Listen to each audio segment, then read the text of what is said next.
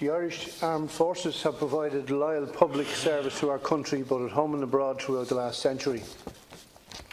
In the coming years, the Defence Forces will undoubtedly face new challenges with the intensification of organised crime and drug trafficking, the enhanced need to patrol our territorial waters after Brexit, and the potential return of dissident Republican activity. However, the ongoing recruitment and retention poses an existential crisis to Dáil Éireann and puts in jeopardy their ability to protect the state of Ireland, its territorial waters and indeed airspace. Less than 20 years ago, the strength of the PDF stood at 10,559. In 2018, this had dropped to under 9,000, with a turnover rate of 8.1%, with 731 personnel exiting the force. In 2019, another 256 had left, with 86 discharges alone in April. This level of turnover is simply unsustainable if we are to maintain the integrity of our security forces. But the reality is, if the government fails to provide a decent wage, a living wage, a wage that the Defence Forces are deserving for their duties, then this trend will only continue. To be specific, the results from a survey of serving members that others have referred to, outlined in the Public Service Pay Commission on Recruitment and Retention within the Permanent Defence Forces, indicate that just under 3 in 5, some 58% of respondents, stated their intention to leave the PDF within 2 years, with this rising to 61% for privates, the most numerous ranks in the force. But given the feeling of frustration and deep disappointment already expressed in response to the report's publication by various groups representing serving personnel, it is clear that the piecemeal allowances proposed will not nearly go enough to stem this exodus. The reality is, Minister, 3/4 of those currently leaving do so voluntarily. They don't want to leave the jobs they love and have wanted to pursue since their childhood in many cases, but they must for the simple reason of pay. It is hard to believe that nearly 85% of personnel surveyed cited inadequate pay for their intention to leave the force, with widespread dissatisfaction with pay found across all ranks. To put this in a broader context, 85% of Irish military personnel earn less than the average industrial wage. In addition, almost 3 in 4 also noted problematic staffing levels, which of course is a direct consequence of the low salaries and high turnover rates. This only serves to perpetuate a vicious cycle in which the positions of those remaining staff and their ability to serve the state is continually undermined. And the stark realities of this can be witnessed by the docking of 2 of our naval vessels, described as being like a neon sign for drug smugglers by one military source, and that's due to the lack of sufficient staffing levels. The core of the Defence Forces are the same 7,661 personnel who make up the 3 most populated ranks: private, 3-star and 1st class.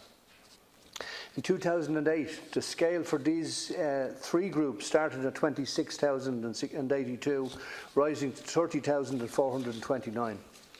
At the end of the Public Service Stability Agreement in 2020, this will have increased to a minimum point of 26,852, which is a 3% increase, and a maximum point of 32,118, a 5.5% increase. To put this in a broader context, rents in some parts of the country are now 26% higher than at their peak in 2008, with the average monthly rent increased by 8.3% in the past 12 months.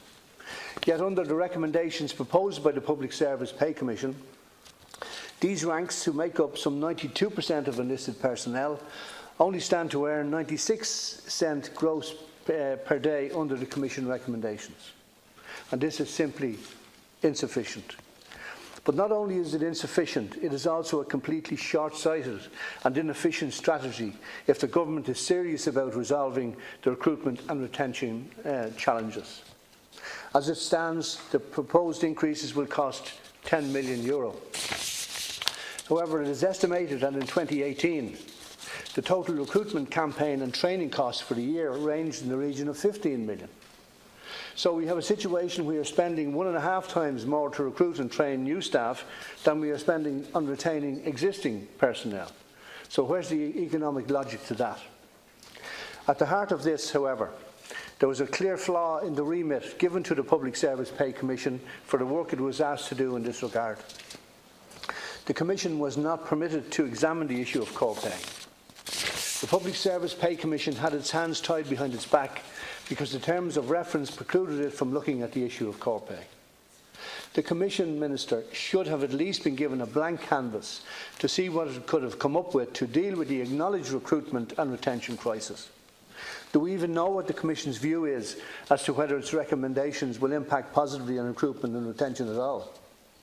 I believe there has been a wasted opportunity around this whole exercise. I understand the concerns about the wider public service pay stability, but the Minister is aware that there is always wriggle room in public service wage agreements. Wriggle room was rightly found for the nurses and rightly found for the Gardaí when the government was put under pressure. It seems that the government has a view that because the Defence Forces cannot go on strike, its members are to be treated differently and they are not to have the increase in their actual pay to which everyone in this House, and I believe everybody in the trade union, the wider trade union movement, would agree they are entitled. It is simply not good enough for the Minister to hide behind a review of the Pay Commission when it was his very government that set the terms and the outcome by not allowing the Commission to look at the issue of core pay. While take-home pay will increase for some members of the Defence Forces through allowances, we know allowances can be taken away as easy as they are given. It is core pay which is the basis for how any job is perceived by an applicant, by young people deciding on a career future, how they plan their future, how they budget for life events. The core pay in the Defence Forces is a massive outlier in public sector pay. It needs to be rectified, and this Commission's recommendations do not go far enough. So, what should happen now? At a minimum, the Government should, with immediate effect, set up a process for the PDF which will feed into negotiations for the next Public Service Pay Agreement, which will commence next year, to deal with the problems that everyone knows exist. That might provide some hope for the relatively near future. The current situation is not sustainable.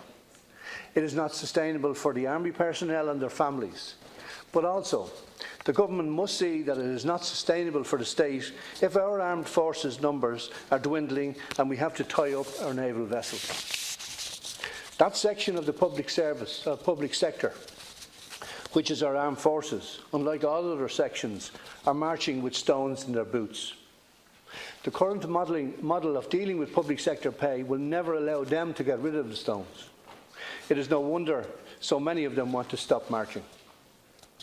We just cannot continue with a model of pay settlement which is incapable of finding a solution for this group of workers under the current setup. All interested parties must think outside the box and begin a separate process for dealing with the unique situation of the Permanent Defence Forces. We cannot wait a second more. It must start immediately, Minister, and not in 6 months as was referred to in the Government statement, and must be completed in a very short time window. So let's give the PDF and their families some bit of hope, and let's start today. Thank you.